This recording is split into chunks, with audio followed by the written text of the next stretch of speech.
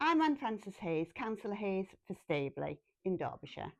And today I'm on a journey into a pivotal time in the area's history with a gentleman who was born and bred in the village of Duckmanton within my division. John Burrows has been a lifelong trade unionist and stalwart of the labour movement. Like many of his contemporaries, John grew up to work in the pit and he went on to play an integral part in the 1984 miners' strike. He also happens to be my inspiration and someone I look up to very, very much. Thank you so much for agreeing for You're me to welcome. interview you today, John. Can we start by telling me a little bit about your childhood and upbringing in Duckmanton? Yes, I was born in Duckmanton, Ducky, as it's known locally. Born on to Poolsbrook Road in Duckmanton, number 38, Poolsbrook Road. Um, Still uh, there? Still there, across the road, some 3 years after I was born, at number 43, a young girl, a baby was born, a baby girl was born, and that baby girl came to have a big part in my life in later years. I'll come back to that eventually. I lived there, fairly traditional pit house family, big family. I was 10 of 11 kids, brothers that were old enough to be married when I was born. Wow. So it spanned a long time of my mum and dad's life. Life was hard for my mum and dad. Dad worked at the pit, of course, as did most of my brothers. Just one escaped that nightmare and went to work on another nightmare on the railways. Even some of the girls, because there were 6 boys, 5 lasses. Even some of the girls worked at the pit canteen, office, that sort of thing. Mum's life was hard, bringing up a big family with little income into the house until the boys started bringing a little bit more money home as they started to work. Hard graft, cooking, cleaning, washing, ironing, traditional coal fires, cooking over coal fires, no electric ovens, no electric dishwashers and washing machines, etc. All mangle and a punch tub and dolly legs and the sort of things that were accepted as the norm in those days. Water was heated in a big copper kettle that was had its own individual separate fire underneath it to get warm water. Men bathing on the kitchen floor in a tin bath. Yeah. And eventually, of course, the colliery pithead baths were put in place, and what a boost that was. Yes. But a hard life. I was lived there and went to school there. Strangely, school was in the local Methodist chapel because during the war, born in 1941, and in the early years of my life, the German bombers came to the Staveley Works, which was very close by, part of your division, Yes. actually, Yeah. Anne. And they were trying to escape the British fighters. I'm told later life they told me they were trying to escape the British fighters, and one of these guys in the German bomber had got a landmine that he decided to jettison to get some weight off the thing. And fortunately, the parachute in which the landmine was coming down caught in an oak tree in the school grounds. And it exploded and destroyed the school Wow. and some of the houses around that school. Fortunately, nobody was killed. The school was closed at the time. And as a consequence of that, the early years of my school life were in the chapel. And a little bit when you got older, 6, 7, 8, you moved into the top room of the local pub. And that's where the school life was. An incident that I remember and mentioned to people many times when I was 6 years of age. I came home from school, the normal thing, just the routine of getting out of school class and going to the house expecting to get my tea, and the house was empty and locked up. And I hadn't got an idea what had happened. I didn't know what I thought they'd left me. I thought Oh. they just disappeared and left me. They didn't want me Yeah. anymore. So I'm sat outside on the roadside crying until somebody came past. You don't cry in Duckmanton, let people see you. And at 6 o'clock, it was just starting to get dark. I can remember it vividly.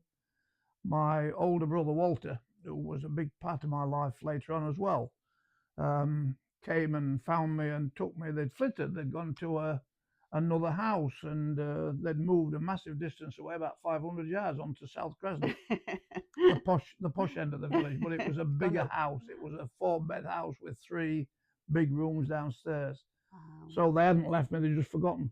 And Mum sat around the kitchen, sat around the dining table, so that I wasn't there. Said, "You better go and fetch our John. We forgot to tell him we flitted." Oh dear. But that was the early life, and it was hard. I wasn't very academic, if I'm honest, at school. Give me my mum was a small boy. I can remember vividly. Sat me outside on the yard outside with a hammer and some nails from the pit that had been pinched, I'm guessing. And of course, the concrete yards had got bits of wood as skirting around the concrete to keep it when they were setting it. And I just used to drive nails into the bits of wood. And there you go. that came into good use later on in life when I started my life in the pits as a mechanical engineer, a mining engineer, a fitter. Fantastic. So you started your apprenticeship early?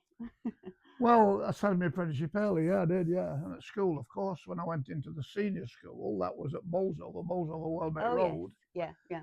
That was a fearful time because they spread the fear of God into everybody that was new going into the school. They talked about the torture pole at the school. Torture pole? The torture pole, yeah. And that was supposed to be one of the stanchions holding the veranda around the school, where the bigger boys got you with your back to that and pulled your arms behind you and stretched your arms from behind. Yeah. It never happened. No. It was just the fear. It was the way of getting you used to being into the big boys' school. Didn't you tell me once, though, about your brothers used to treat you a little bit like you were a piece of washing? Well, yeah, my older brothers, as a 2-3-year-old, they would, with my dad, they would go for the Sunday lunch pint, come back well oiled. Yeah. And they would, 3 of them, 2 of them would pick me up while the other one pegged me with the clothes pegs onto the washing line that was outside and just left me hanging there. I thought it was great. I loved it. I can remember that vividly. And occasionally they give me a push just to make me swing as well. And I thought that was great. When I've told later on in recent years, and I've told people about that, people have gone, "Oh, they've been abused," and all. That's not abuse. That was family love. Yes. And of course, I was still hung there when everybody was sitting down to the Sunday dinner, roast dinner, traditional Sunday roast dinner. My mum would say, "They've left him outside again," and she'd come outside on her own. The buggers have hung him up again. And she'd have to hold me up and take the pegs out, where it took 3 burly men to put me there. She could lift me up and take the pegs out and put me back down. And I didn't really want to be lifted down. No. That was okay. She could have left you. So that's sort of natural, normal pit family upbringing. And a lot of fun. Mum used to say very often, "There isn't a lot of money in this house, but there's a lot of love and plenty of soap and water." And that was the ethos in those days, wasn't it? It's we got nothing actually, but we were okay. We looked after each other. And one of the things that always fascinates me, always impresses me with when I meet people in my division, is the strength of the women that are brought up in the areas within Staveley. Could you tell us a little bit about your mum? We today talk openly, thank goodness, about the strength of the women that are around us, like yourself, Anne, like the young ladies that are coming into our activities today, and we're surrounded, aren't we? I am surrounded now by strong, politically minded, opinionated women. Thank goodness. And women weren't supposed to have an opinion in those days, actually. No, but they did. But my mum had got an opinion, and if she expressed it, people listened. Yes. And she was the woman in the house. Yes, I had older sisters that eventually started to take some of the toil away from her, but she could do the washing on her own for a big family. Yeah, that's huge, isn't it? Wash day was Tuesday, and we would get up. I would be probably the last youngster out of the house going to school. Then she'd set about the washing. And if I happened to come home at lunchtime, which was very unusual, she would be in the midst of the punch tub, which was a big aluminium tub full of hot soapy water with dolly legs, a tripod leg thing just washing. And you could see, Absolutely. you don't talk about muscles rippling on women, do you? But you No. could see the muscles and you could tell that it was hard work and you knew that she was working hard. And not just that, preparing the meals, that meals would be prepared and put down at a set time in the day. And everybody knew that set time. If you were a little bit late, it would be saved for you because mum knew that there was a valid reason that you weren't there because Yes. everybody enjoyed the food. Yeah. It was So fresh she was a good homemade cook. food. Good She cook. would prepare the food that my dad and my older brothers had grown in the garden or on the allotments because there were allotments around. And then there was the drying and the open fires. There used to be a big wooden frame, a horse, what do they Clothes call it? horse. Yeah, that sort of thing. Yeah. And the clothes would be on there. On Tuesday evening, the house was damp. Mm. If we could get the washing outside, fine, but many days you couldn't, and the house was damp, and it had that aroma of drying clothes. There's 11 kids. Yeah. And it was hard work, and she was not complaining, just getting on with her life of looking after and bringing up the kids. Could you? She used to say, if you can bear 11 kids, you've got to be able to look after them. Absolutely. Would you say your parents were politically minded? I don't think they're openly political, no, but the conversation in the house and around the food tables was about working life, about the fact that working men and women hadn't got it so good. Yes. It was all of the family were members of trade unions where there were a trade union involved in their employment. So Obviously, the men were members of the National Union of Mine Workers yeah.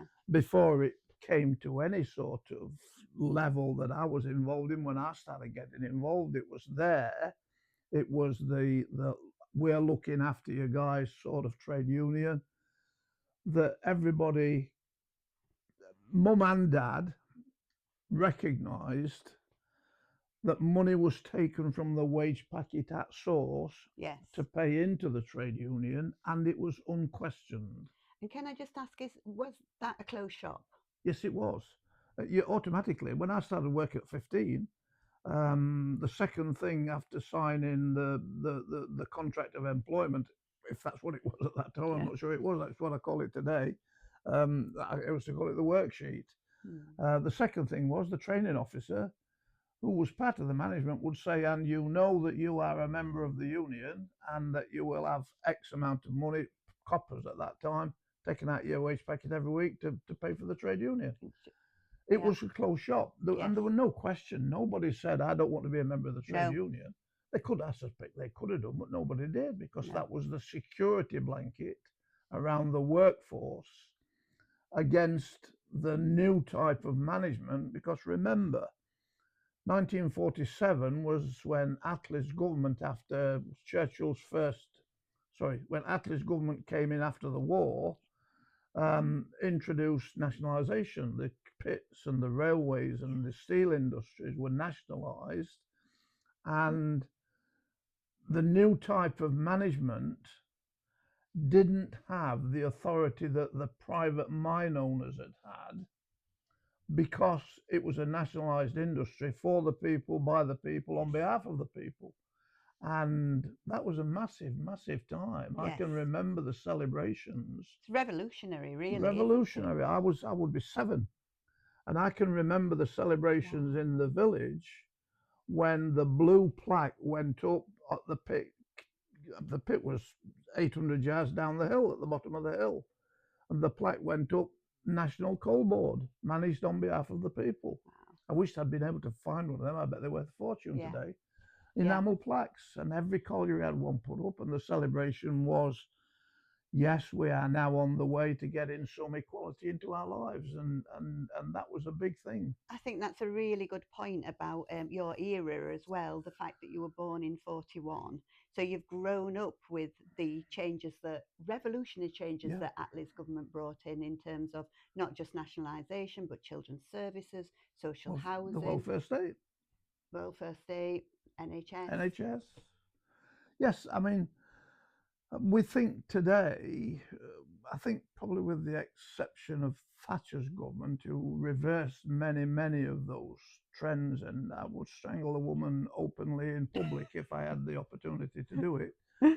But we think today these were major changes. There's no comparison to the impact that nationalisation had on working men and women's lives at that time, from becoming subservient to the mine owner who lived somewhere in the vicinity, and heaven help anybody that crossed that individual's path and did something that he didn't like, and it was also he. Although Autocratic. you were in respect of the wives of these Yeah. people, because they demanded, they didn't deserve, but they demanded respect for the very nature that you were the subservient class. Yes. And heaven help anybody that crossed them. It was a difficult time. There are many tales of young boys like myself that crossed the path scrumping their apples out of their orchard. If you got caught, then it was your father that suffered, not you, Yeah. Yeah. because your father shouldn't have let you do that. And it was a difficult time for people in that arena. But the change to nationalisation rid us of those chains. It's nice as well to learn from you that people were actually aware of just how dynamic that change was going to be. Yes. Giving it back to the people, and as you've said. And I mean, I didn't experience it because I wasn't at work at that time, but I suspect the change that my dad and brothers experienced in attitude to workmen at work was tremendous. Yes. Because a collier, instead of being a grudging piece of workmanship, suddenly had some reason to say, I am part of this. Yes. Don't treat me like a dog. I am part of it, and I'm going to react. If you whip a dog, you expect the dog to turn around and bite. If you whip me, I'm going to turn around and bite now. Yeah. Knowing that it was a nationalised industry, knowing that the trade union, the NUM, the National Union of Mine Workers, newly formed, because the National Union had formed from a different group of various areas in the different coalfields, Nottinghamshire, Yorkshire, Scotland, Wales, North Derbyshire, etc., all coming together and forming a true national union. Yes. Yeah. And the strength of the union was the strength of the workforce. Fantastic. And can you talk us through how your first job in the pit? Yeah, first job in the pit. Well, it wasn't the first job when I left school. I was 14 and a half in the senior school. I'd gone through the processes. Part of that was one day each week you spent in the school workshops, a metal workshop and a wood workshop, rather than the maths and the history and the geography and that sort of thing. That was an amazing thing for me. I loved that time. Yes. Rather than somebody put me in front of a mathematics teacher, I usually got the cane. Put me in front of the metal. Yeah, that was something in those days as well, wasn't it? Yeah, that was a regular feature. Just digressing, my first day at the senior school, an 11-year-old boy in this place of fear, because they had put the fear of God into everybody. Yeah, I remember those. Sat on the floor in the hall. The acting head teacher brought two 15-year-old boys onto the rostrum, and you could see the fear on their face, and I had not got a clue what was happening. And the acting head teacher to the whole school said, these two boys have been the source of a complaint from a lady. She has reported to me that they were listening into a telephone conversation in the telephone box, and I am not having that. And he gave them 6 of the best on each hand, made them cry. Barely 15-year-old boys. I mean, they were big guys for me. Yeah. And made them cry. And that's awful. My first day at school. I'm thinking, what have I come to here? Yeah, awful. I mean, the two boys got their own back, because when they were 15, they waited outside the school gates on the last day of school for the acting head teacher to come and give them some fist. And that was the nature of life at that time. You did what you had to do yourself. And that shows that violence just leads to more violence. It does, absolutely, it does. Crikey, I've had my share of violence and fights and that sort of thing as a young man.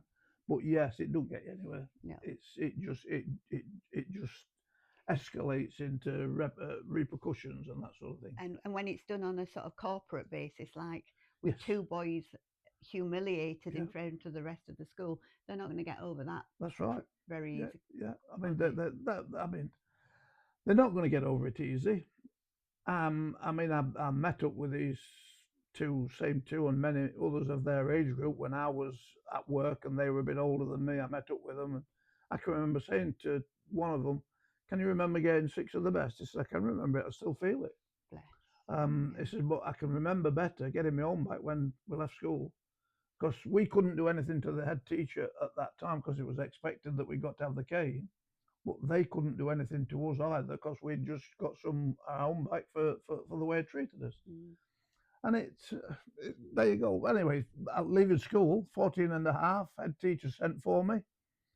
When the head teacher sent for you out of your class, you expected you'd done something wrong. Yes. And I was beginning to think, crikey, what have I done? I'm going to get some cane. Sat on the little chair outside his study, up this flight of steps. Again, I can remember that as well, going up there, fearful.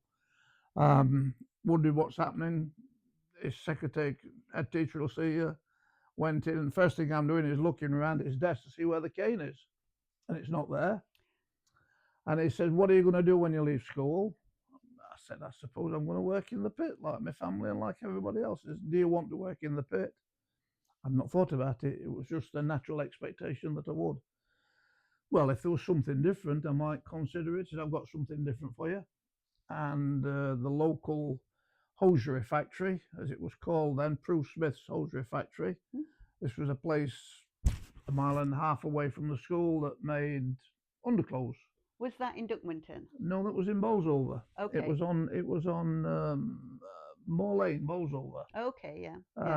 And they said they are looking for someone, first of all, to start in their stock room and then to progress from that on to the sewing machine mechanics base, which I've been told you're good in metalwork. I thought that might suit you. Are you interested? So I said yes. And he sent me immediately for an interview. I walked the mile and a half or so. Did the interview. After 10 minutes, I can't remember what was said to me. I must have impressed him because he set me on. And I actually started work before I was due to leave school. Wow. Seems at so 15. young now. Yeah. And the thing for me was I was finally going to get some money to contribute into the household. Yes. Yeah. And I started work there. It was a foreboding place for a nearly 15-year-old boy, full of these 17, 18-year-old young women. Remember, they took no prisoners.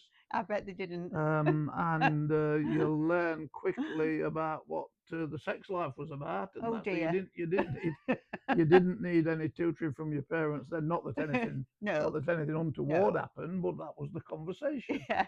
So a bit of a baptism of fire. Yes, it was, and it was fine. It was good. I enjoyed the work, but there wasn't enough money at it. No. And the guys that I'd gone to school with, almost all of them had gone underground, and they were getting a lot more money than I was getting, and that was the poor relation, which I didn't like. So I left that job, and I started work at the local pit, Markham Colliery, which is in your division. Yes, yeah. Or was in your division. Yeah.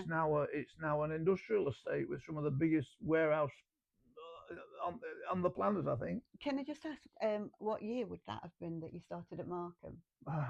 41, 51, 56. Right, okay. 1956 it would be. Right, yeah. And I started work at Markham number 4, the deep yards, where almost all of my family, including brothers, dad, uncles, nephews, all sorts of different people from the family, because it was a family pit. Yeah. And I started work on the first day. Right through the first period of time, nobody referred to me as John. I was Fred's lad or Ellis's brother or Arthur's nephew. And I absolutely hated that. Yeah. I was at that time, I suppose, even then thinking, I'm me. I don't want to be somebody else's nephew. I want to be seen to be me. Yes.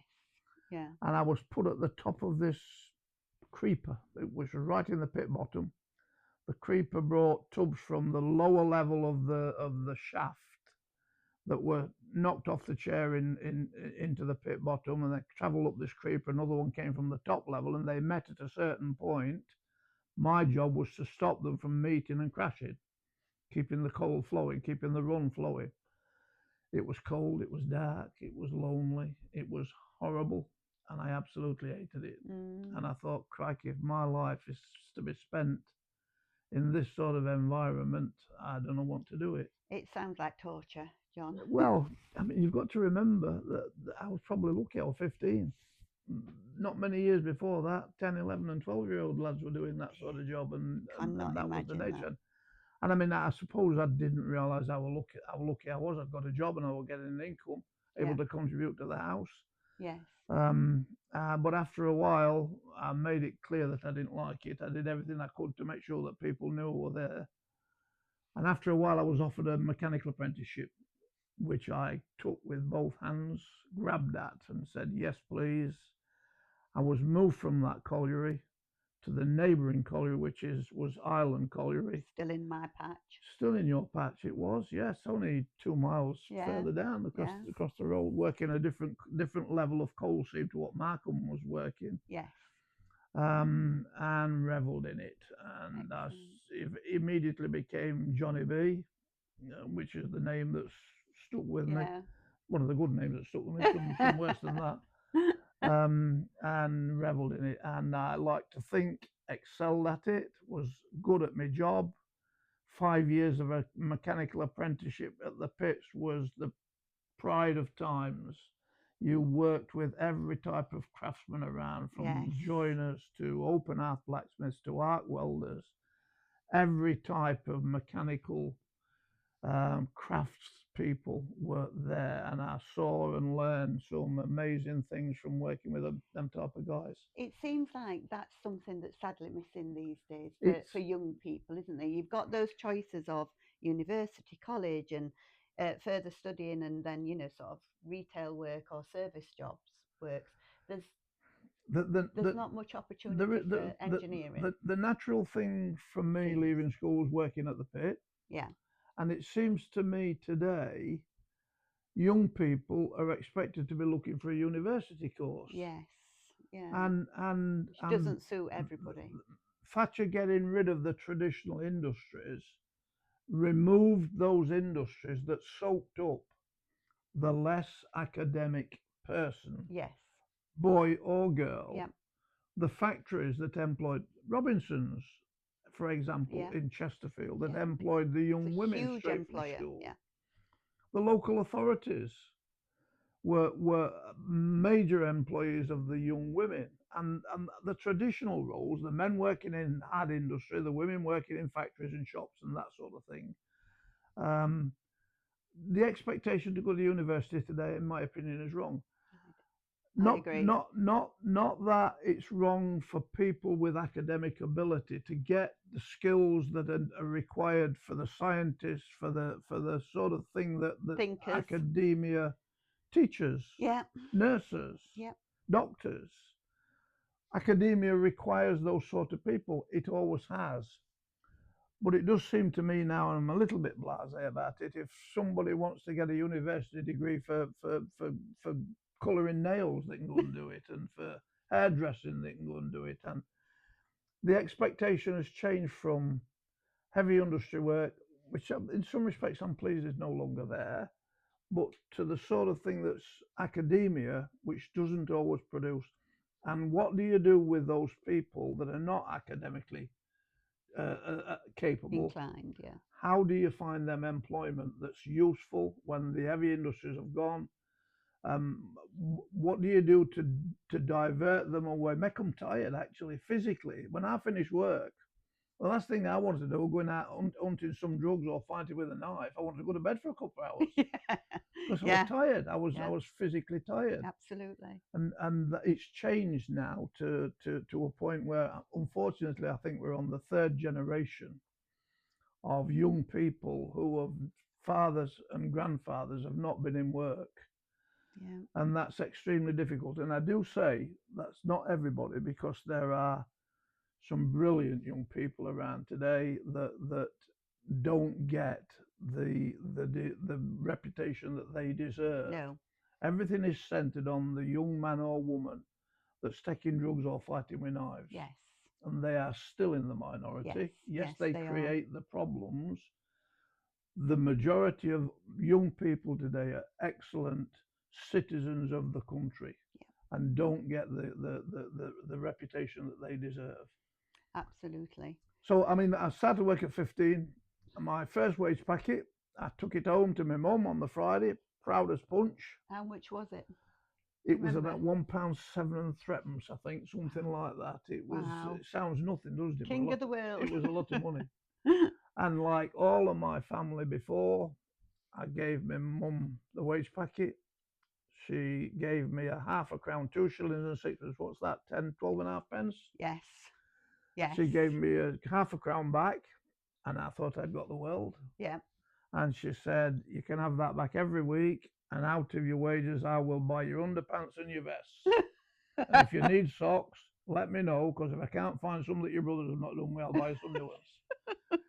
And clothes were handed down. Yeah. It was certainly Yeah. first up, best dressed. I mean, it's a Absolutely. joking saying today, but it was certainly first up, best dressed.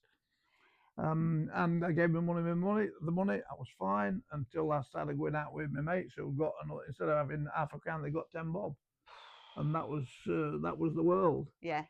Yeah. That's what made me change and go into the pits, and perhaps the best move I ever made. How did you?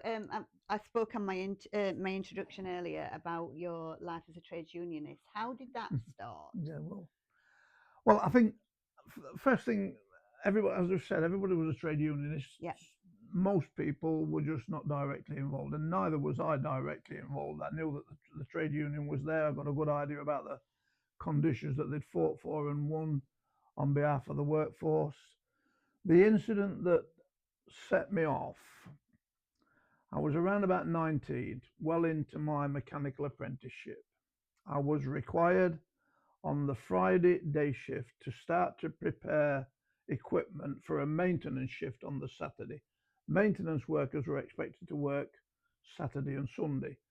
The pits didn't turn coal on Saturday and Sunday. That was maintenance time. It was a 5-day working week. Okay. Yeah. And I was preparing this piece of equipment with 2 young men out of the stockyard helping me to do that sort of thing. They were fine with that because they were learning a bit of skill, whereas normally all they'd be doing is loading tubs with materials to send underground. Yeah.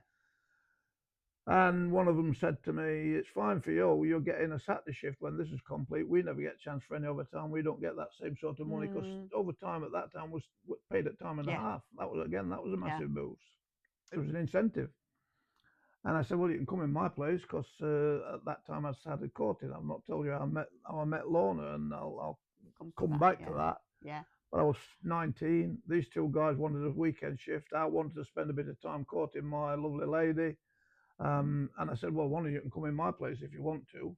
And that was left at that. And I went into the workshop, spoke to the foreman, and said to him, "I'm not coming tomorrow, Lyndon Smith, his name. I'm not coming tomorrow. One of the guys in the stockyard's coming in my place, and I will decide who works at the weekend, not you. It's part of your apprenticeship. You come here." And I said, "Hang on a minute." I said, "It's 5-day working week. If I want a Saturday off, I'll have a Saturday off." Yeah. "I'll see to that." He went straight across to the engineer's office. The engineer was next to God for me. Yeah. And I was immediately dispatched into his office, had a dressing down, told I'd got to work, and if I didn't work, he was going to end my apprenticeship. And I thought, I must have started to become a rebel at that time anyway. And I said, "No, boss, I'm saying to you now, 5-day working week. I'm not working this Saturday. If you're telling this stockyard guy he's not coming, that's fine. I can't do anything about that. But I'm not coming this Saturday." And I left it at that, expecting to be in trouble for doing it. Went back into the workshop. Other apprentices were there. There were 7 or 8 of us.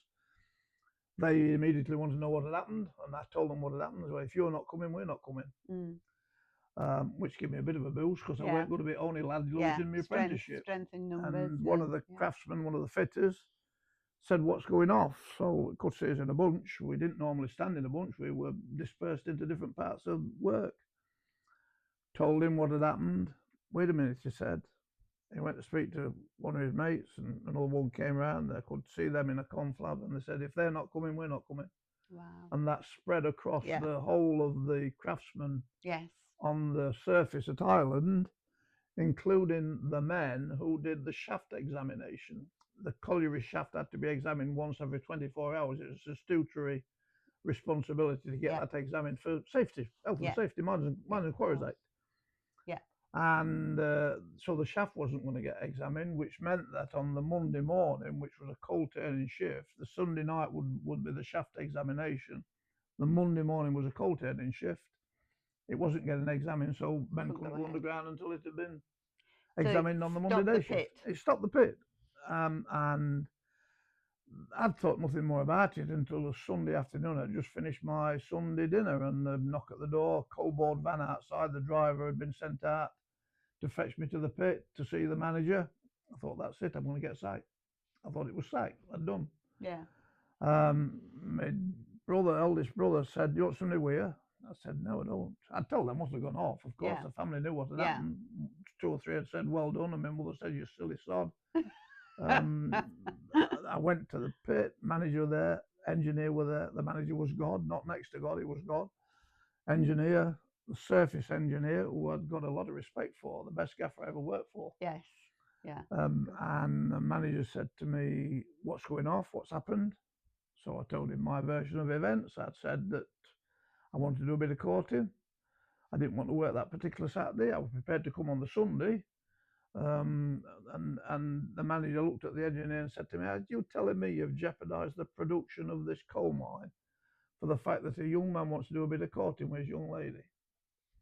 Yeah, well, he's supposed to do as he's told him. And the manager said, if you want a Saturday shift off in the future, you can have one off. And to the engineer, he said, and don't you ever try to stop him. Now, I don't know whether that was set up between them or not. In later life, I've thought he probably engineered that anyway. But for me, it was a Pyrrhic victory. I thought, fine, I'm not going to get the sack, is what we're first thing, I'm not going to get the sack. And he said, I've said that to you now. Can we get these men to work tonight to come and examine the shaft? Because that's all they were bothered about. And I said, yes, I can't stop them from coming. I can't tell them they've got to come either. But yes, I've never tell them not to come to work. It wasn't my wish that they didn't come to work. They said they were supporting me. So and that was your first taste of collective bargaining? Yes, it was. It was the first example that solidarity is the word, where I afterwards thought, crikey, I am saved from being sacked from my job by the very fact that the rest of the workforce were prepared to support what I'd said and done. That's a great feeling. Which meant that I'd also, in the future, got to support somebody else as an individual with the same sort of support. And not just at the pits then, that spread out through, I went out, I had days on strike for every type of industry, steel workers, railwaymen, nurses, cleaners, almost the lasses that worked at the photo print. At that time, you sent a film through the post and it went to a factory and they produced the photos. And the lasses at Gunwick, was it? Gunwick? Gunwick. That was a pivotal strike, wasn't it? Yes, it was. Yeah. I mean, I went down there and nearly got arrested there. The copper, an inspector, tried to grab me and he didn't realise he got hold of my coat and I just slipped out of my coat and he was left with the coat and I run off. That's another story. So, yeah, I mean, that was my introduction. On the Monday morning following this weekend when I'd been sent out in the van to talk to the shaft examiners to say, right, it's okay to come to work. I went to work as normal on the Monday morning, and the union branch secretary had been told what had happened, came into the workshop to talk to me and said, come over to office. Union branch secretary then were a very important person. And he said, what's gone off? I tell him what's gone off. He says, well done, lad. He said, it's not many people stand up to manager like that. Are you interested in being youth rep on branch committee? So I said, not thought about it. I don't mind. I went to my first union meeting and that's it. I was in. And I never missed a union branch meeting unless it clashed, very unusually clashed with a holiday with family. So yes, I was in, and that's what set me going on that path. I remember I did have a little job at one point working at Duckmanton Mine Service Centre. Oh yeah, yeah, yeah. And I do remember the manager being treated like Oh yeah, yeah. God. With reverence. Basically, yeah. So the first time I met Tony Benn working there. Oh yeah, yeah. Yeah. Yeah. We came to visit and Yeah. yeah, I was in the offices. I were helping them with the computer stuff and Yeah. but yeah, I remember that sort of atmosphere Yeah. of hierarchy. Oh yeah, yeah. There was a hierarchy, most definitely. Yeah. Even in nationalisation, the little gaffers, the deputies and the shop firers were the mines and quarries deputy for the manager on a particularly small part of the underground environment, and they had their own row of houses in Duckmanton called Deputies Row, Wow. which were slightly better quality houses Where would to they the be? workmen. Can you remember? Yes, it's called Deputies Row now. It's Duckmanton Road. You know where the farm is that leads to the chapel? Yes. It's that road there with the deputies' houses. That were Dep's Road. Oh, I shall Yeah. look at that next time. Big gardens and slightly bigger houses, better quality, Bigger that windows. sort of thing. Bigger windows, all that sort of thing. Overlooking the fields rather than overlooking the pit. Yeah. So you touched on meeting Lorna. When did you get married? And well, Lorna, as I said, lived across the road from me until I flitted down to the family flitted down to South Crescent, and I mean I knew of Lorna, of course I did, but it was only just another lad and a lass in the village. There were dozens of us that played and played about as kids do. Grew together. But I was by this time 17 years of age. I was a teddy boy. I remember big those. double quiff and the duck's arse at the back and all that, love and to see teddy boys. The bright blue, fluorescent blue suit Draped with suit. fur collar and a silver thread that ran all the way through the cloth, and then a bright red suit with gold thread that ran through it. Identical cut and everything, but just different colour. And I was on the corporation bus upstairs, 7:30 Saturday night, going into Chesterfield, as teddy boys did. Yeah. And this young lass came and sat at the seat in front of me, turned round and smiled, and it was Lorna, who I knew. I just thought, she's grown up, this lass. Yeah. She'd be 14. And I said, what are you doing here this time? I couldn't see you. So we started having a conversation, and we started courting, as they call it. Yeah. They call it then. They don't call it that now. They call it that now anyway. I still call it that. Yeah, yeah. What's wrong with it? It's good. It comes from Henry VIII's time, actually. The court. It's a nice way of Henry saying VIII's it. court. And, yeah. And people were, when they went into court, they were courting. Yeah. And I suppose young people these days call it dating. Dating. Yeah. Well, whatever it is, good luck to them. Yeah. And we started getting a bit serious. And I would come from work on the day shift on the number 7 bus from Island Colliery through Poolsbrook, past Markham Colliery up into the village, get off the bus. And Lorna was working at that time. She'd left school. She was working in the little grocer's shop, which outside always had this boxes of potatoes and apples and that sort of, and every day at exactly the same time the bus pulled up, because they were regular at that time. They came on time. Yeah. And Lorna had made sure that she was filling those boxes outside the shop so that we could stop and have a conversation and talk, and agreed to meet later on. And we fell in love, as you do, as we did. And in Lorna's house's kitchen, we were stood there, just usual stuff. Mum, by that time, my dad had passed away, and her dad equally, when she was 11, had passed away. My dad, when I was 13, when Lorna's was, when she was 11. So we'd got a kindred spirit in that sort of thing. Yes.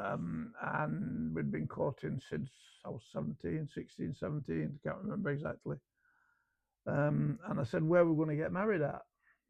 I don't want to hear anything romantic like that. Where we're going to get married at? And she said, oh, we're getting married, are we?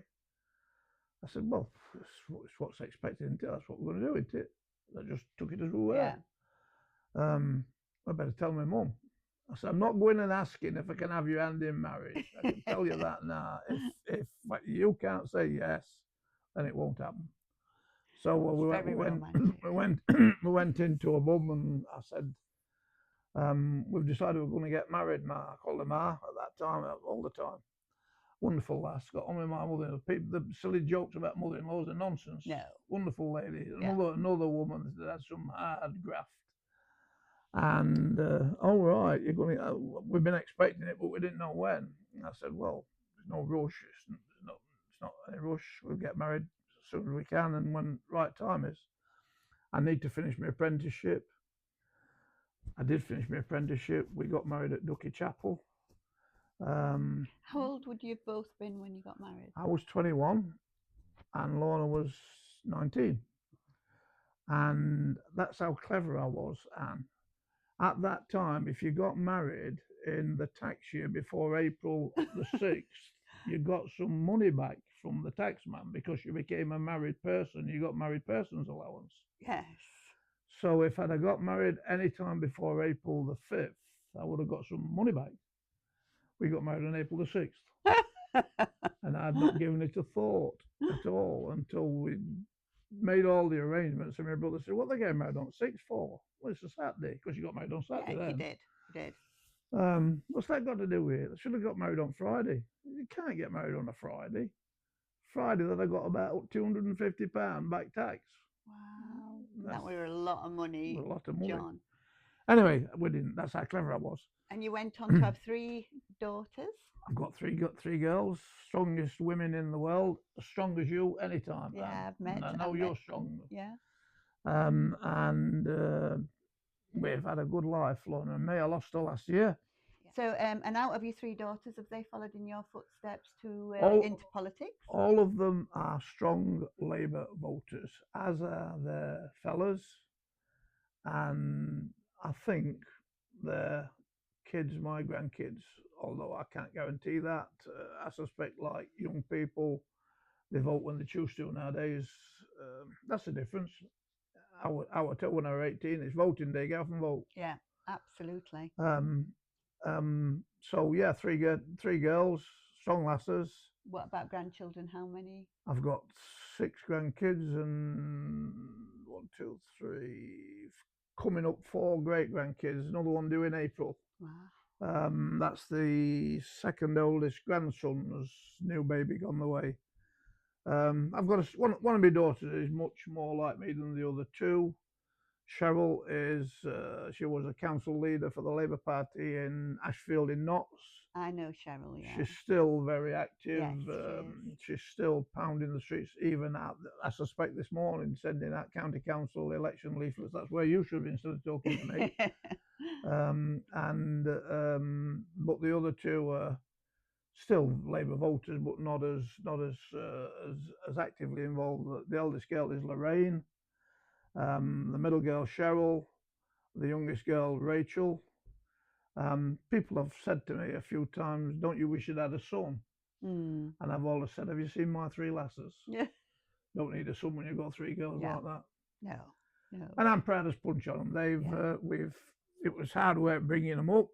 Lorna raised my family because I was too busy on 12-hour shifts earning money to keep us afloat. But they've turned out all right. They're okay, good lasses, got good fellas. They've had more than one fella. I've finished up with about 5 different weddings, I think, over the years. So that will have got dear. But if it weren't for daughters, I'd be a millionaire. But I'd sooner be a pauper, I'll tell you that. Yeah, you're a millionaire anyway. Aren't you? Yeah. And can you, going back to your time in the union, can you talk to us a little bit about your experience in the miners' strike in '84? Well, let me lead up to that, because there was a long time before that. From starting as that young fella at 19, getting involved in the union like I did, there was an inevitability that I was going to be seeking some sort of union office. Yes. And it became my life, actually, to a point where I decided that I was going to stand to be the union delegate at Island Colliery, which the delegate is the representative of the workmen for that colliery at the Miners Area Council, the decision-making body for the Derbyshire coalfield, Yes. in terms of the union, I would be 30-ish, early 30s, young to be considering Yeah, that is that young. Yeah. level of responsibility and ability. A long-standing coal miner of the old type was the branch delegate at the time. I'd got no real reason to dislike him at all. He'd done a job. But to be the union delegate, it was becoming necessary to be somebody that got some verbals, could talk and stand up in front of an audience. And that wasn't the nature of this particular guy. Yes. And I thought, I'm going to have a shot at it. And I put my name on the ballot paper. Most people expressed surprise, but a good few said, well done, good on thee, pleased to support you. Strangely, my name got written in chalk on every pit, tub and piece of equipment that went underground. Vote Johnny B. What is that? I don't know how that managed. I don't know how that happened. And I got elected at the first time by 9 votes. I started to go to, once a month there was a Miners Area Council meeting. That was a big event where a representative from every colliery was there as the branch delegate. The platform consisted of the union's general secretary. For me at that time it was Bert Wynne. The compensation agent at that time was Pete Heathfield, my mentor ultimately, and the treasurer, which were they were 3 full-time elected positions, was Herbert Dilks. And then you've got the MPs on the platform: Tommy Swain, Eric Varley, Dennis Skinner, people of character and charisma. Yes, and passion. Passion, good old-fashioned Labour Party, trade union politicians. Yeah. And I went into the first meeting in awe of what was happening. I was a greenhorn. But I made a contribution on something, I can't remember what it was now, and afterwards Skinner came and tapped me on the shoulder, well done, young un.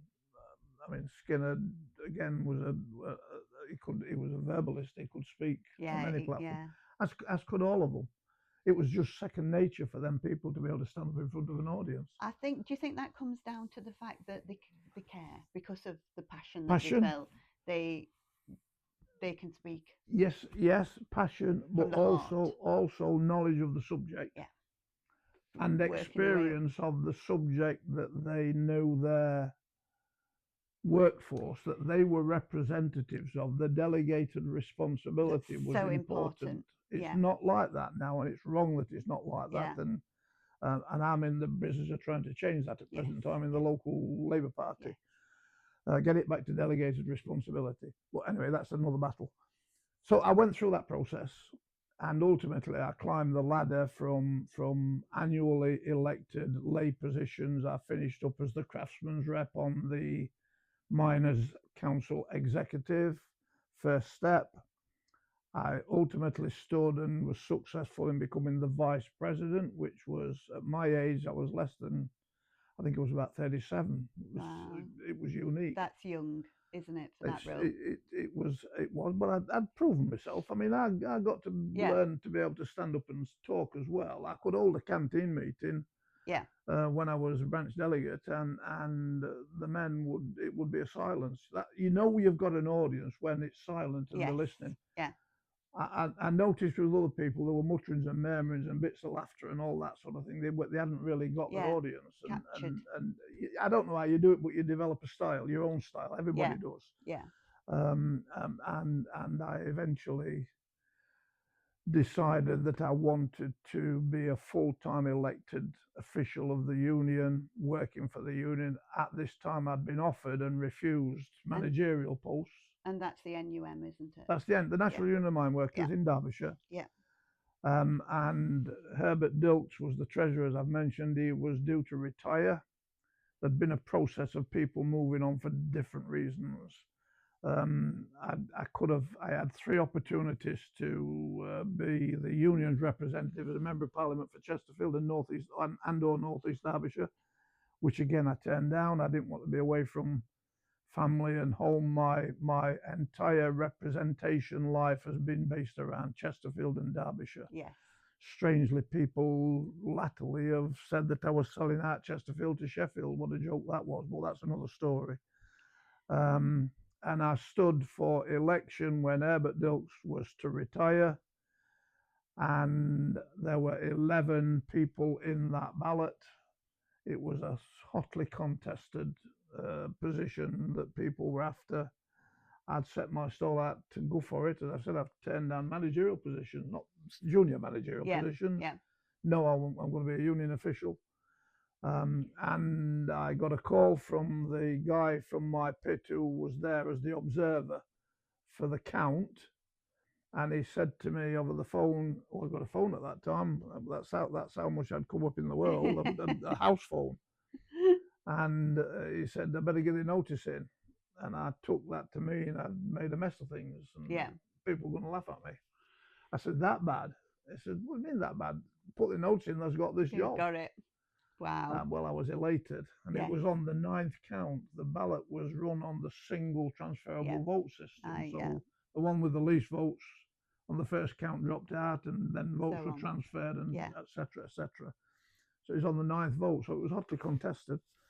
And I started work then as a full-time union official in September of 1981. At that time, I was living in the coal board property that I was renting from the coal board on the White City in Brim. Oh, yeah. I started in September 81. By this time, P.T. Field had become the General Secretary. Herbert Parkin had retired and people had elevated. And I started as the treasurer of the union. That makes it sound as if I knew everything about finance. I knew nothing about finance. It was a post. It was a union post. Yeah. And I was given 7 of the then 12 remaining pits to be responsible for. And I loved that. Getting into the pit yard as a full-time elected official, being able to go into a meeting. Usually you were called into what we call pit meetings, where the local negotiations had failed. Senior managers and senior union officials came into the next stage. I absolutely loved that. Because I was on a level with senior managers where they couldn't touch me. No matter what I said, they had got no influence on me whatsoever, and I could truly represent the men that had elected me. Yeah. And I had some real head-banging sessions with senior managers who in the past had been able to say to me, shut up and sit down. Yeah. And I used to love to say, shut up and sit down to them. And you progress. You get a reputation from the workforce because you are seen to be a true representative of their requirements. Yeah, somebody they can trust. And equally, if you do something that they don't like, they will quickly put you on your backside and say, that's not what we want. And that's the learning curve for anybody. Remember, when you're right, you'll get praise. You'll not get a deal on it because they'll not say much to you. But when you do something wrong, everybody will tell you you've done it wrong. And that's still the same. You will experience that today, I'm sure. Absolutely. And you get something right, you get silence. Yeah. When you get something wrong, then you do tend to get to know about it. There's an old saying that the silence is deafening. Yeah. And it is, because I knew if I weren't getting, if nobody was saying out to me of any consequence, I'd done something right. Yeah. And we went through. I went through as a lay official of the branch through the 1972-1974 strikes. Yeah. They were the national strikes, far different to 84, where we were. They were the strikes where the miners were victorious. They were. 72 was about wages and conditions, because wages and conditions had fallen behind many of our peers in other industries. Yes. And that was successful. 74 was again about wages, but more about conditions, because mine workers, daily paid mine workers, had not got a superannuation scheme. Men were retiring at 65. That's one of the other things that got me involved, actually. Men were retiring at 65 after a life of working underground on 30 shillings a week, which was a pittance. And we were after a superannuation scheme, and that was achieved. One of the biggest achievements of '74. It didn't actually come into play until '76, when all the systems had been put in place and men started contributing from their wage packets to that. There's another story there, Anne. So the '72, '74 strikes were successful. '72, the big part of that was Saltley Gate, Yes. which was in Birmingham, yeah. which was coking works, where Arthur Scargill first began to get his name mentioned nationally. Yeah. He wasn't the messiah that people presented him to be latterly. That's another story. And I was there as the representative of the Derbyshire miners. There was only 6 pickets allowed to talk to the lorry drivers. I was one of those 6, and I've got film of that from some television crew that gave it me. Somebody threw an apple from behind the crowd, behind the coppers, and it hit me at the back of the head when I was talking to a lorry driver, and I turned around and gave him a talking to. I bet you did. I'll not swear. So they were successful times. But out of the '74 came the Mine Workers Pension Scheme, a massive, massive thing that today everybody pats me on the back for and says, well done. Yeah. Just had a 30% increase, actually, there was an investment reserve that had been built up, £1.5 billion, and this new Labour government has released that and put it into the men's pockets. Yeah. Nobody says thank you for that, and No. they should be colleagues should be recognising that advantage. Yeah, absolutely. But we also got rest days, 7 rest days, where a man could decide for himself which day of the week he was going to take off and get paid his standard wage for it. And that was another big advantage. Yeah. So we went through the system. By '84, the pit strike had become a full-time official. I was 3 years into being a full-time official. I was responsible for the financial side of things and was using union funds, which were substantial at that time, to pay the men that were on strike a small picketing allowance, because you had to come on the picket line to get paid. If you stopped at them, you didn't get paid. Yeah. And it was dwindling the funds, but it didn't matter. That's what the funds were there for. We started the strike in April of '84, March of '84. At that time, I think most of us, myself included, thought 7-8 weeks. Max. It'll be over and done with. We hadn't taken into account, and we weren't prepared for the fact that Thatcher had mounted all of the coal reserves to a stupendous amount. She had a police force that were just being accepted by them, that what she'd said to them they could do was right. They were pigs in the first order of things, all of them. There were some better than others. The Mets were terrible. Devon and Cornwall were okay, but just okay.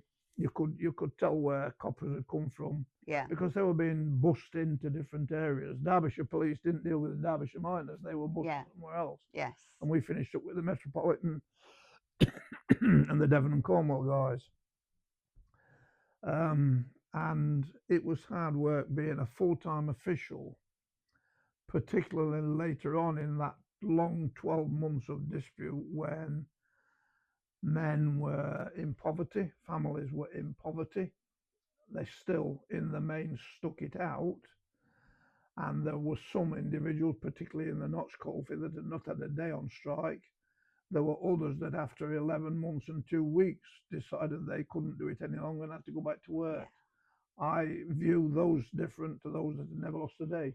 Yeah.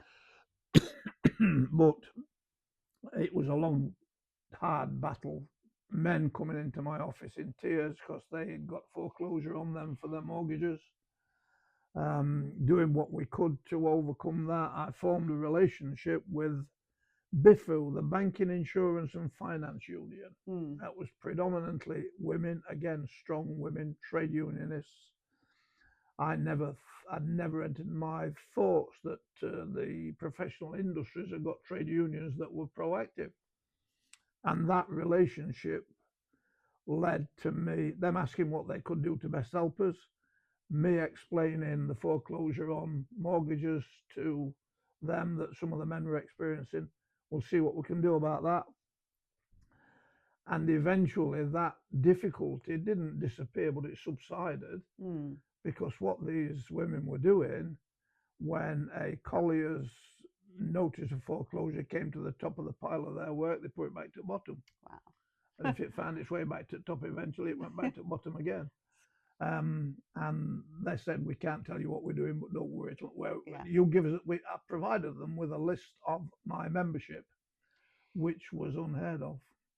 But I did it in the knowledge that they would keep it in confidence, and they used it to cross-reference anything that were coming. I mean, that must have been so difficult after 12 months of being out to risk everything you've worked for previously. I was skint. Yeah. Remember that full-time officials were paid by the union, but every one of the full-time officials, myself included, had decided we were not taking any wages. Anything that was paid to us, if it was possible, would go into the strike fund. Yeah. And in fact, the Derbyshire officials, myself included, were taken to court by some scabs, super scabs, in an attempt to stop us using union funds for the strike purposes. And they were successful. We were found guilty. And it was a serious charge, actually. We had misused union funds. And fortunately, in the judgment, the judge said, yes, they must not be used anymore. You must stop using them for the purposes. The idea was to break the strike, obviously. Yeah. And you must stop using union funds. But there is no point in me handing a harsh sentence because you've got no money to pay any fines anyway. Even he'd recognise that we were skint. So we then were in a difficult position because we got no money to assess pickets, and the appeal went out. There were many, many sorts of different collections, various things where the public were making regular pound per month, pound per week payments. Other trade unions. We were let down by the labour and trade union movement. That was the biggest disappointment for me in reality, because being a strong trade union and labour supporter, I was chair of the regional Labour Party at that time, or had been just prior to it. And to be let down by the Labour Party, Neil Kinnock was the leader. Yeah. I still can't get on with that guy. No. I knew him quite well, and we had many fierce arguments. He was frightened of the public opinion when he should have been more concerned about the miners' opinion, and contributed to the argument about violence on the picket lines. Well, violence on the picket line, in my experience, was one way, and it was from the coppers on me, and on the women. And you need to remember that there was a women's action group. Yes. The women's support groups across the country were powerful groups. They were. I know without them, women. we would have lost a lot earlier. Yeah. And some of the women are still around that were involved at that time. Yeah. And to have them on side was a big support for us. The coppers didn't know how to deal with the picket lines. No. I think I've mentioned it to you once before. I can remember one nighttime women's picket lines. I went there to be present, like I did at most of them. I never shirked from that side of the thing, because that was what it was all about. And this copper, senior man, got eggshells and yolks on his hat. He was well up in the hierarchies. Said to me, pointing to our women's picket line, "You don't breed off them cows, do you?" And my immediate response was, yes, we do, but we don't breed pigs like your mothers did. Yeah. And he, for that, was intent on nicking me and followed me everywhere. So I went into the colliery stockyard, which I knew like the back of my hand. I came out, and I don't think he's still there haunting it. He couldn't find his way out. And well deserved. I mean, I've used that because it examples the way that the police thought of not just us, but of miners and their families in general. And it's that kind of antagonism, isn't it? It's saying things to make you aggravate. react. Yes. I mean, one of the big things of the '84 strike at the back end was the Battle at Orgreave. It's called the Battle of Orgreave. Everybody thinks it was only one that wasn't present, went involved, thinks it's only one day, and that day was a horrible, terrible day. But we'd been there 3 weeks before that. Arthur, by this time, Scargill, by this time, had become the national president. And again, people only know of Arthur what the television told them of Arthur. There were many times when Arthur had got an opinion inside the executive committee in his position as national president that the majority of the executive disagreed with and said, no, we want to do this. Arthur would then go out into the public and use that line that was not his line, that was not his preference, but argue it just as fiercely. That's the democratic way that we do things. But Orgreave, on that particular day, every one of us that were there, I believe, knew something was happening, because instead of the coppers making it difficult to get anywhere, they were actually directing the buses in and telling us where to park, and they were after us.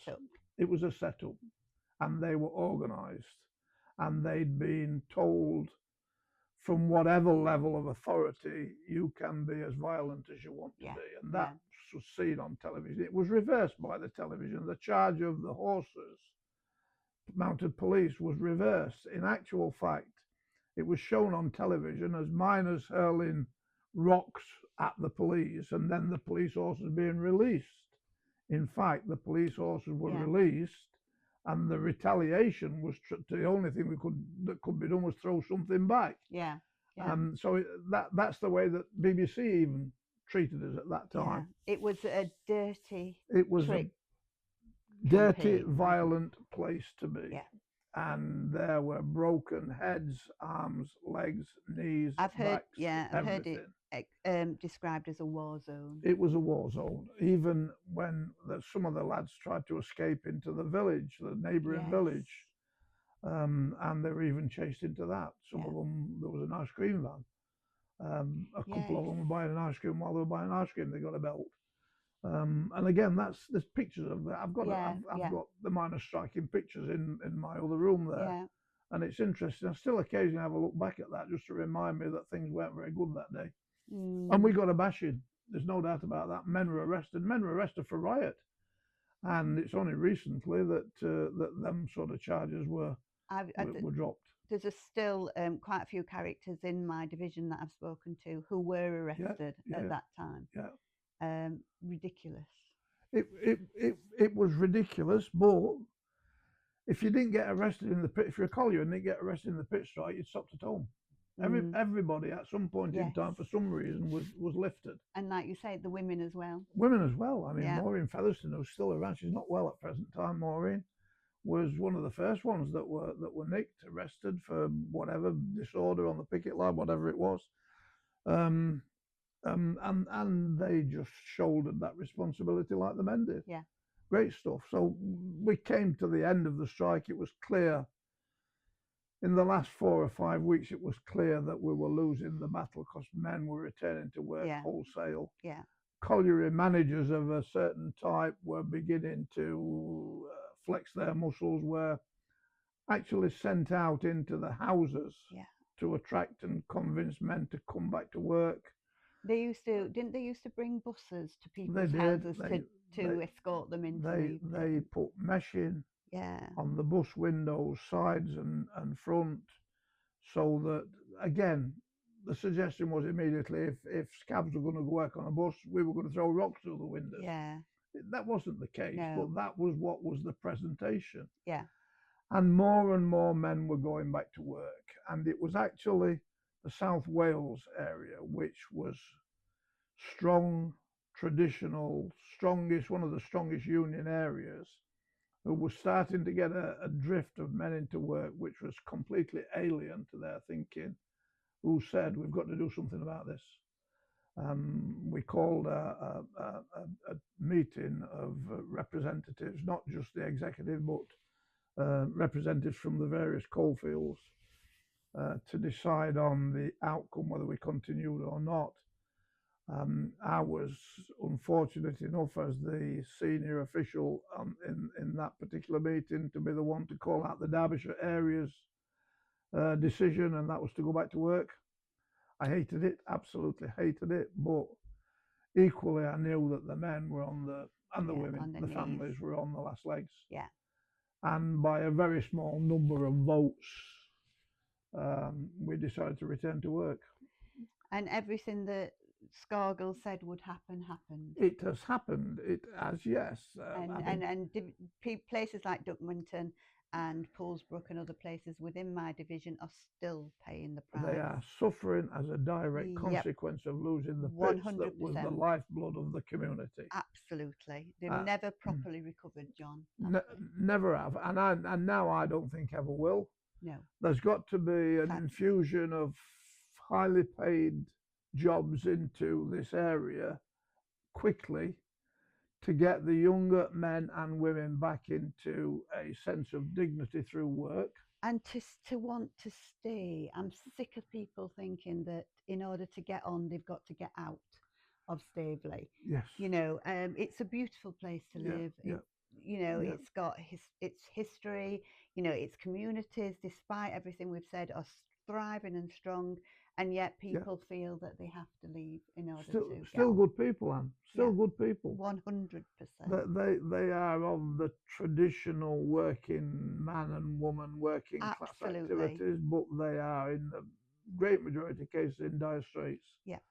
And there is no employment of any consequence. It's young men at 18 and 12, 13 stone, 6 foot.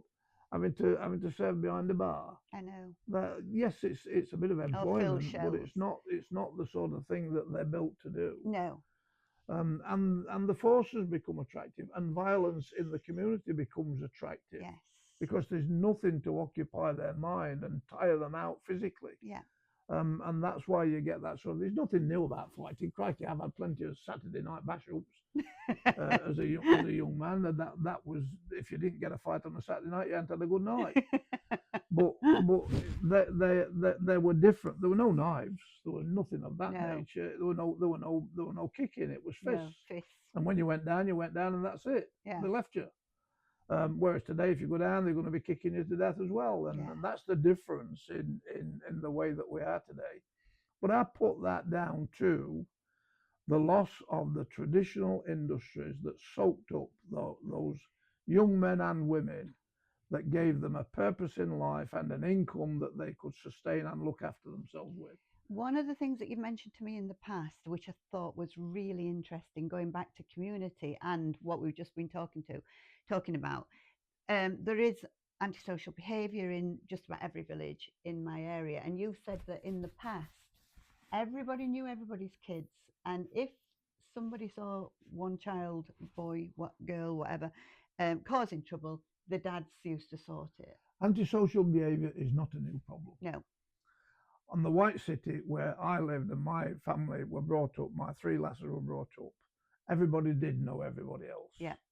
Sometimes to the point where it got a little bit too much. They knew too much of your business. But again, that's the nature of where you live. The flip side of. But if a young person did something wrong, and the men of the village knew who had done it wrong, they would say to the father of that person, your young son or daughter has done this, get it stopped.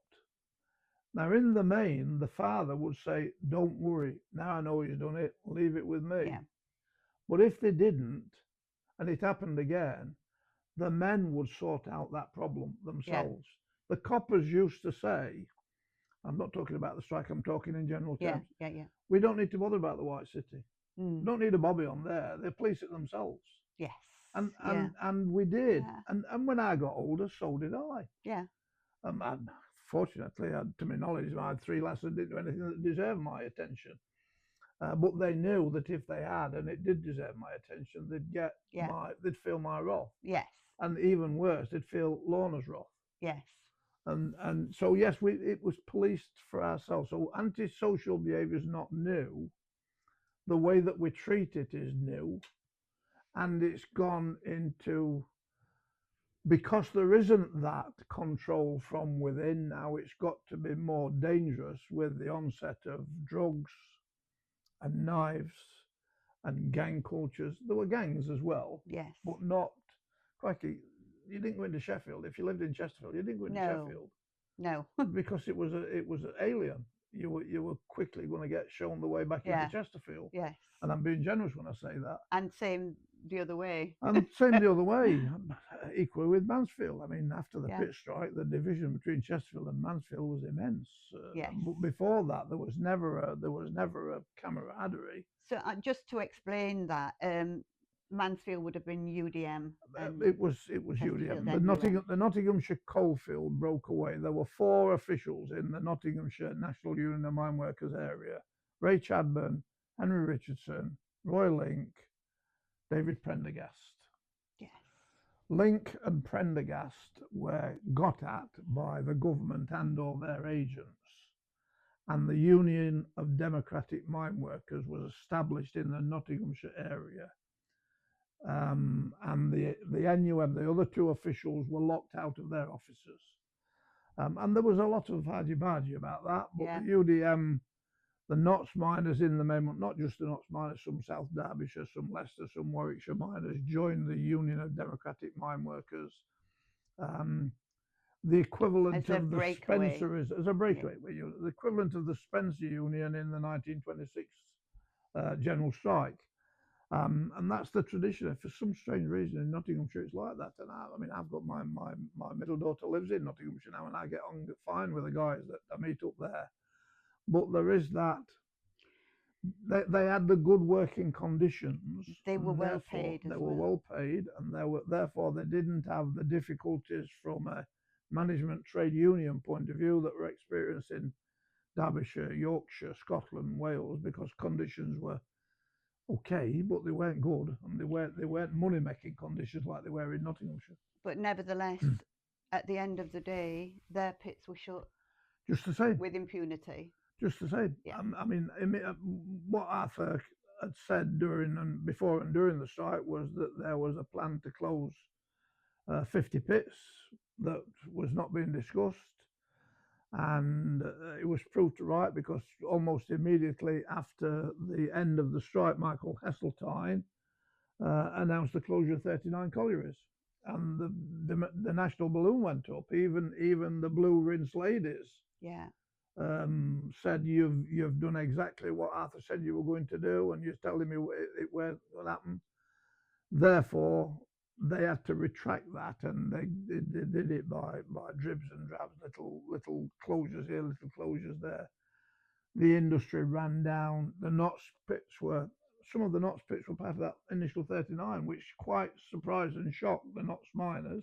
And there you go. But they got their just deserts when the collieries were closed, just the same as they were in Yorkshire, and Scotland, and Derbyshire. Absolutely. What they actually thought about that, I don't know. I suspect that them men got a bigger payoff than men from other coalfields, but again, I can't prove that. But they got exactly the same treatment as men working in the industry in other areas got, and just deserts. I applied for a job after I was made redundant myself from the union. I was looking for work, and I applied for a job at the Unemployed Workers Centre, actually in Chesterfield. I only did it because I was told that the incumbent who was doing it on a voluntary basis wasn't applying for it. Ultimately, he had, and I would have withdrawn if I'd known before I went for the interview. But I was asked in that interview how I would treat a member of the UDM if they came along for some advice and assistance. And I said I would treat them with the contempt that they deserve.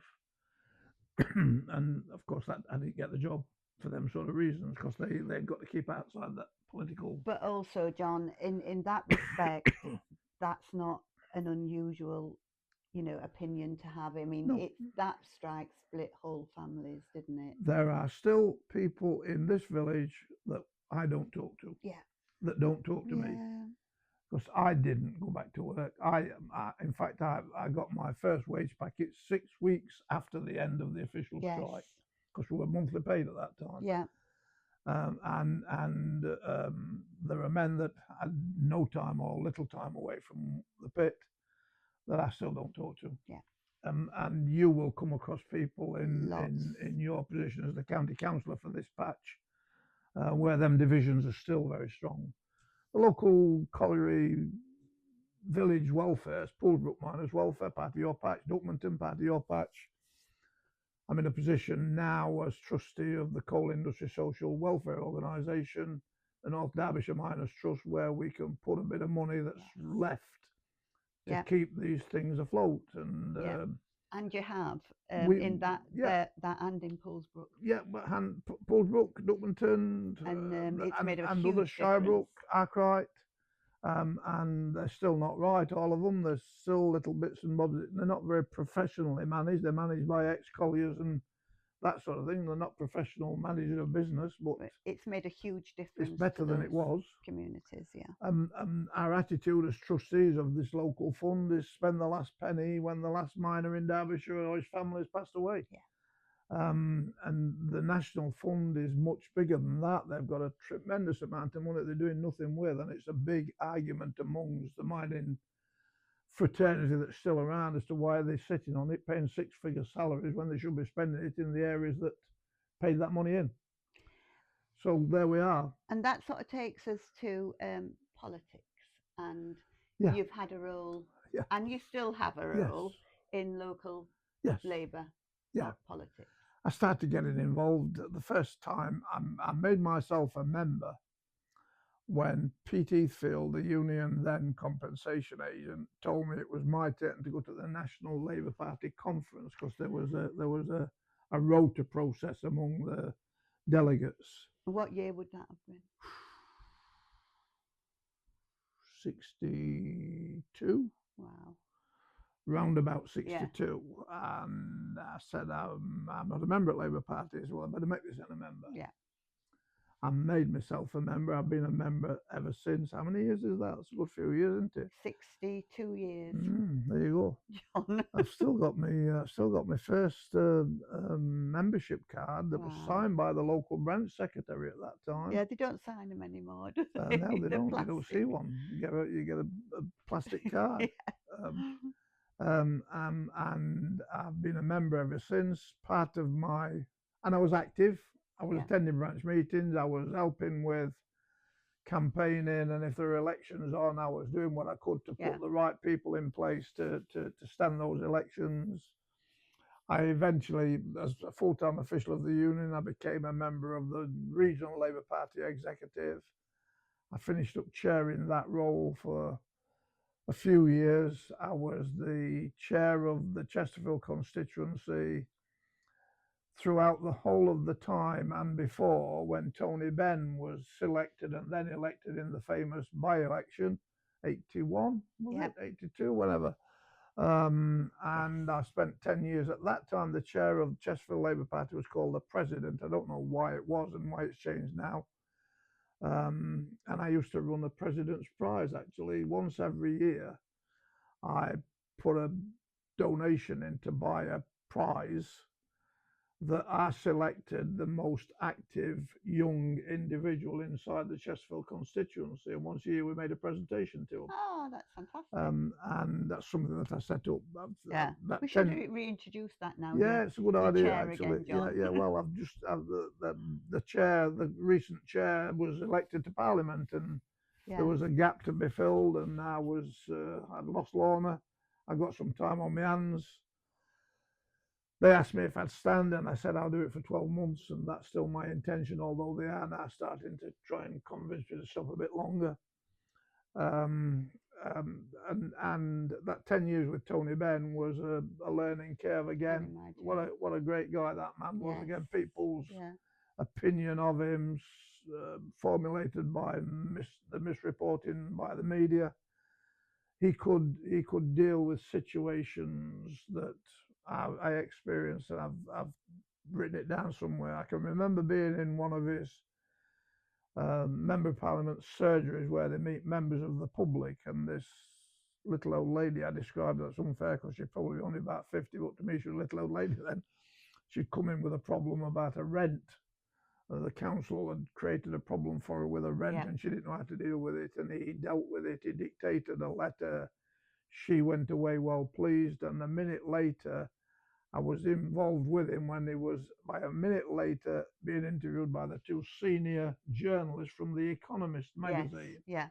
And he moved from that easy to deal with constituents problem to a highly aggressive interview, during which the two journalists were getting more and more deflated because they couldn't break through this intelligence that the man had got and the knowledge that he'd got of a situation. It was to do with the Gulf War, if I remember, and they were trying to find some way of giving him a bad press. And he just, in his usual calm, easy to listen to way, dealt with the two journalists. They went away frustrated because they'd not managed to break through. Excellent. And I've met up with a lot of members of Parliament over the years. John Prescott, who's recently passed away.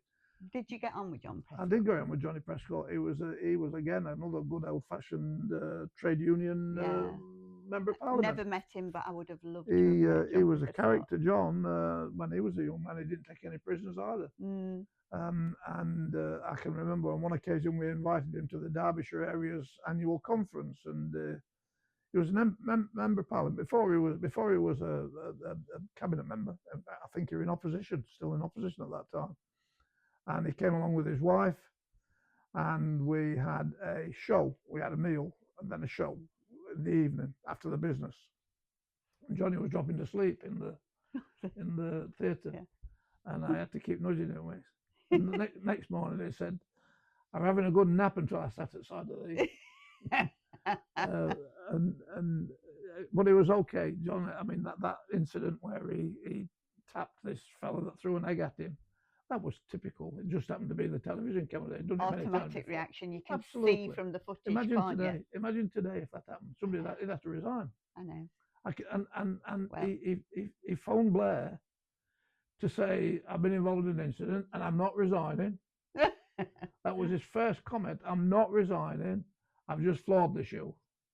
And you can imagine Blair. I mean, Blair was typical academic Labour. Leader, and I'm sure they had a conversation about it, but Johnny said, "I'm not resigning," and nobody asked him to. And he didn't, and thank goodness for that. A great guy. And I mean, Johnny wasn't the orator that he could speak, but he wasn't the orator that I met many times. Different people, again, I've said in different arenas, the best orator. There were some good ones. Arthur was a good orator, but he was a tub thumper. He was. Pete Heathfield was a far better orator because he was far more resonant, direct, knowledgeable, and he was a better negotiator than Arthur as well, by far, in my experience. And I went in every negotiation, but the ones I were in, I know who the negotiator was. But Michael Foot, the Labour leader of the time, in my experience, was easily the best orator that I've ever heard. Never raised his voice. Yeah, lovely way of speaking, didn't he? Very articulate, but gentle. And full of knowledge, experience. And it'd make a point that you would think, because of the tone of his voice, was going to be quite anodyne, and then after it finished, you were like, wow. Slapped you in the face. That's a speaker that doesn't have to thump the tubs. To get the point across. And yet he was destroyed by the press, wasn't he? Well, maligned. I mean, they talked about him wearing a donkey jacket. The coat that he'd got actually were a Burberry. And they described it as a donkey jacket. They did. And that was because he'd gone in this Burberry to was it the memorial service? Yes, it was. He'd turned up in a donkey jacket. I mean, that's the way the press work. They just and still do. And still do. And they're doing it now. Blatantly. Trying to do it now quite deliberately with Angela Rayner, for example. But don't be working class and in politics and expect to appeal to the average journalist who tends to be from a middle class and upper class background. I've had some of that myself over the years, not at the level in the national press. During the strike, I did a lot of interviews. Yes. And there was the journalists they were always all trying to find. They tried through me to identify something that I knew that the senior officials had done. For me to make a mistake to say something, oh yes, Arthur did that, and you were always aware of that, and we all managed to steer clear of that. And I think most of the miners' union officials were able to handle themselves with the media because we knew naturally that they were not going to be on our The side. battle lines were Yeah, drawn, weren't yeah, they? So you knew your enemy, didn't you? yeah, absolutely, yeah. Can I just ask you some quick fire Yeah, questions sure, before fire we away. finish? And so, first thing, what advice would you give to? We've got the county council elections at the moment. What advice would you give to a new candidate about being in politics these days? What's the most important If you're thing? going into politics thinking it's a bed of roses, forget about it. It's a hard, long, difficult, first of all, process to get selected by the Labour Party. Secondly, to get elected by the people in your division. And if you expect to get a lot of praise for the very many things that you will be able to do that are right, you won't get that praise. If you do a single thing that doesn't suit one or two people, you will get told you've done it wrong and you'll be shouted at. But stick to the line And listen. and listen to the people's requests. I've got Yeah. a simple philosophy. I became a councillor and I became leader of the council. That's another part of my life Yeah. that we hadn't touched on, but nonetheless, I've got a simple philosophy. Listen to a person's concern, treat it as if it's the single most important thing in their life, Yeah. because at that point in time it It is. is. And if you treat it that way and try to deal with it on their behalf accordingly, in the main, common sense thinking people will recognize if you don't manage to get them what they're after. Yes. They're not like it. And there are sometimes people will come to you with a problem that you simply haven't got the Can't solve. ability to Yeah. solve. But if you're coming into politics to become a locally elected representative for the first time, it's a hard, old road. You will get little or no appreciation, but you'll get a lot of satisfaction out of your ability to do things that you wanted to do and the reason that you stood for election. 100%. And we've talked about it a little bit, but heroes for you? My biggest hero was P.T. Field, my mentor. He wasn't a dominant person in terms of national recognition, but he was the General Secretary of the Derbyshire area when I was first elected as a full-time official. I had known him as a much younger man and seen his abilities. He reluctantly went to the National Union just before the strike. I think if Pete were around and you asked him the question, was it the right thing to do? Now he'd say probably no. In retrospect, yeah. But he was certainly the guy who was my mentor. I find myself still occasionally when I'm making a speech doing what I call the Pete Heathfieldism. The way that he developed something and taught it, and I must have picked up that from listening to him. But there are many other heroes around now. I mean, you've got to think about Clem Attlee. Crikey! Oh, absolutely. Immediately after the war, with Churchill in the ascendancy like he was, to become from the member of a cabinet of all parties to become the prime minister, and then surround himself with all of the people, the Bevins and the Beaverbrooks of this world that developed the nationalised industry of the welfare state. And he was supposed to be that timid little man. Didn't they used to call him the mouse that rode? The mouse that rode, absolutely, yeah. And I can remember my dad saying, "Be careful of that guy. He's a quiet guy. The quiet guys are the worst." But what he achieved with his cabinet, without a single, gunshot or and we treat it today with disdain, don't we? Well, we've lost a lot of it. We've come to expect, not we, some people have come to expect everything to be handed to them. Even the NHS, in my opinion, in some places is abused crikey, you don't need to go to accident emergency if you've broken your toenail, do you? No. You know, and I mean that one of the things that's happening A&Es are, and again, I'm being unfair because most people that go there are genuinely in need of assistance, but some people go because it's easier than trying to make an appointment at doctors. Yeah. And Yeah. they've got a cough or a cold. Well, hopefully the new government is starting to make They're making a start. into that. I feel for Star.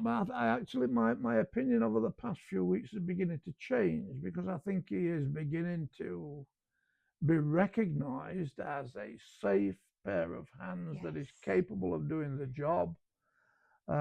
We've seen recently he's been over to America and has met with a relatively friendly attitude from the guy that's the most powerful and most dangerous person in the world in America, and the way that he was treated as opposed to the way that the Ukrainian president was treated yesterday, which was an ambush. Yes, it was. Disgraceful the way that he was treated, in my opinion, but that's the nature of Donald Trump and indeed his vice president. And the whole cabal within that room. The whole of the cabal and that sort of people, yeah. Yeah, I agree. One of the things, well, the two things I thought Starmer did really well was correcting when he corrected Trump and we did it in a diplomatic way. Yeah, he did. He did it Trump, really well, but he didn't let it go. Yeah, and I think that was a real success. So heroes, it's got to be PT, Phil Attlee, Michael Foot, people of that character. All of them come from the trade union and labour background. I haven't got. There are a couple of local business people that I wouldn't call them my heroes, but I've learned to respect them. Yeah. For the fact that they have developed a business from nothing. Yeah. Into what are now very positive businesses and industries. I've got a son-in-law actually that started off is Pakistani. Married to my eldest daughter. He started off nothing from school. Obviously suffered all of the insults that young men of his culture suffered. One man and his lorry when he left school, and is employing 13, 14, 17 people, I think. Fantastic. Now in that sort of... Now that's not hero worship, it's recognition and respect for somebody that's developed a livelihood from their own abilities. And grafted. And a lot of other business people, one or two women. There's a lass that was at the local Chamber of Commerce, who and another one that was at the Chesterfield College. She was the principal of the Chesterfield College. You recognise they're not necessarily of my political ilk, but they deserve respect for what they've done and been capable of doing. So, are you optimistic about politics? That's a good question, Anne. I'm of an age where optimism not come into my life a great deal, I have to say.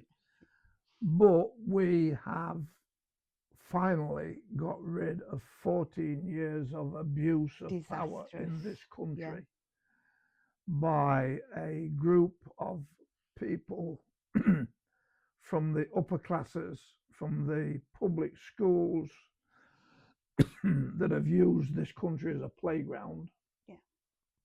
As a milk I will mention Boris Johnson because the man is a buffoon, but a dangerous buffoon. Yeah. And there are many others like him that are still around to a point where we have got a Labour government. Unfortunately, within that Labour government, there are not the traditional members of Parliament from a trade union background, with some exceptions.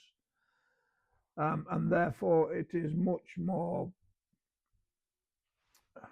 academia-led.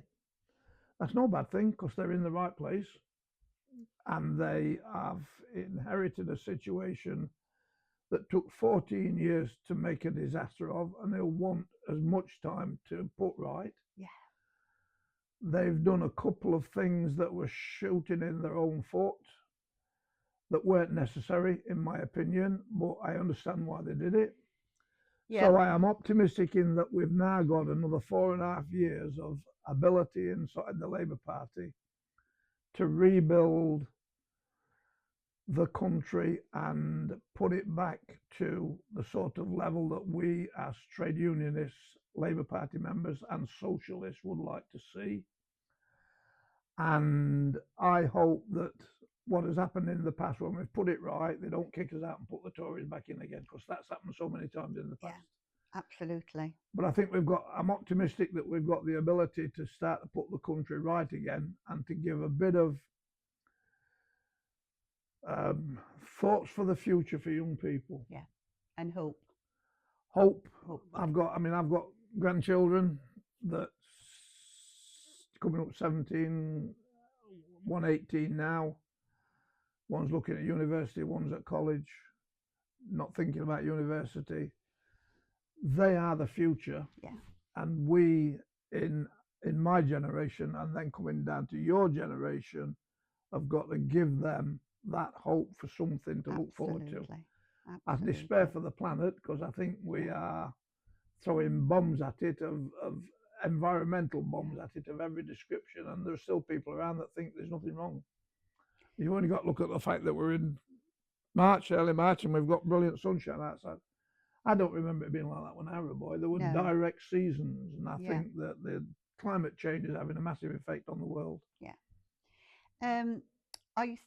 Do you still believe in socialism? Yes, absolutely, yes.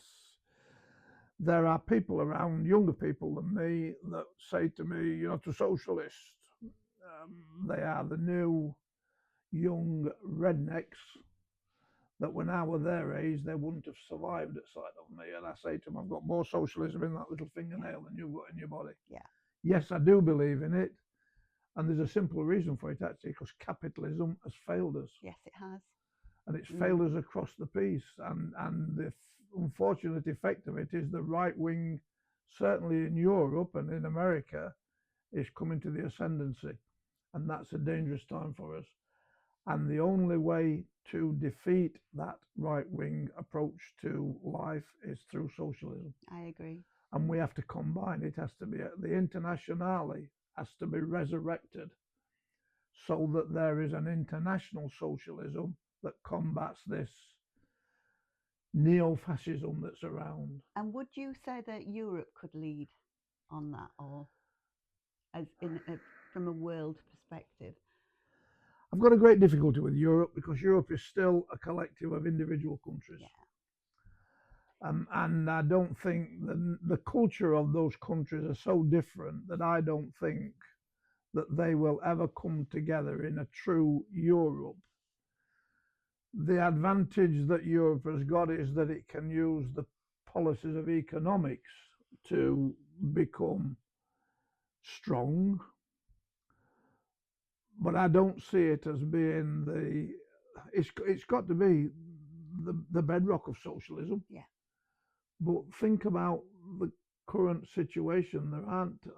This country is currently the only semi-socialist state in Europe. Yeah. The centrists and the right wing are in control in most of the places now. And I think I disagree with leaving Europe, the economic community. Yeah. Not Europe, the economic community. Yeah. But we are in a strong position to lead now on the way that Europe treats the problems of the world, including Russia, including America. We've got to keep an alliance with America for the obvious reasons. But I think there will come a time in the next 4 years where we've got to be prepared to say to America, not on my watch. Yeah. Because this guy under this current is crackers. I mean, I don't. You can talk to anybody in this country, and there are very few people that will say Trump's okay. But he suits the American psyche, doesn't he? And there is the Christian right in America that are in the ascendancy, and that's a dangerous arena to have as well. So yes, I'm a socialist. I always will be. I have hope for socialism, but it has to be international and it has to be organized. And I think that the trade unions across the world should be the ones to organize that sort of thing. We have trade union CND. That's a little bit of a blast from the past, I know, but I can remember I introduced that into an international trade union conference of CND. They were asking that conference, they were saying, what can we do? What's the way forward? And I remember standing up and saying, you need to remember that trade unions have got the organisation in place. Yes. They can be the organ that puts CND into the middle of the world. I mean, CND at that point in time, Campaign for Nuclear Disarmament, that time it was an important part of our thinking. It's not so important today, but it's still there. And trade union CND was established on the back of that. So the trade unions have got the organisational ability. They've got to find the strength, the steel in the spine to become the bulwark of socialism rather than the organisation that just holds capitalism back a little bit. Yes, yeah, that's really well put, John. I agree with that completely. Yeah. As a trade unionist myself, your greatest achievement? I think I know your answer to Well, this. family is without a doubt one thing that I am immensely proud of. Yes, and so you should be. The fact that my family in the main are following along the same trade union socialist lines that I've got. Not, I won't call them socialists, but trade union, Labour Party lines. Biggest achievement, becoming a full-time official of the union. Something that I turned down many better paid jobs over a longer period of time to become. It was an ambition that was formed from that 19-year-old boy coming through the system, and being a leader recognised in the 1984 battle, the biggest trade union battle in British, if not world history, that wasn't successful in that respect, but still coming through that and being able to say, I'm still here, I'm still fighting, and cross me at your peril, but I'm a good friend. Yeah. Yeah. I was just going to, my final question was, how would you like to be remembered? For being Johnny B, the guy. Well, you've got that. The guy who never forgot his background. A man of the people. Yeah. Yeah, that's important to me. And the fact that I now carry the respect among my associates that an old man carries. Yes, you do. With some justification. Yes, you do, with absolute justification. And how you've just described how you'd like to be remembered is how I would describe you. Thank you. So, well done.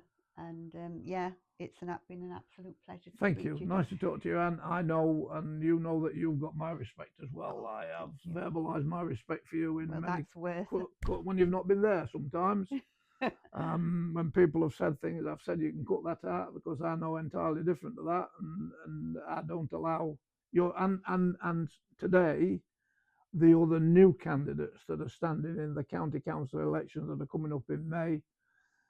Out there, my friends, if you're listening to this, get out there and vote Labour, because there is no alternative other than Labour to the right wings that's coming through the world, and we've got to compete against them. Brilliant. Thank you, John. Well done. Thank you very much.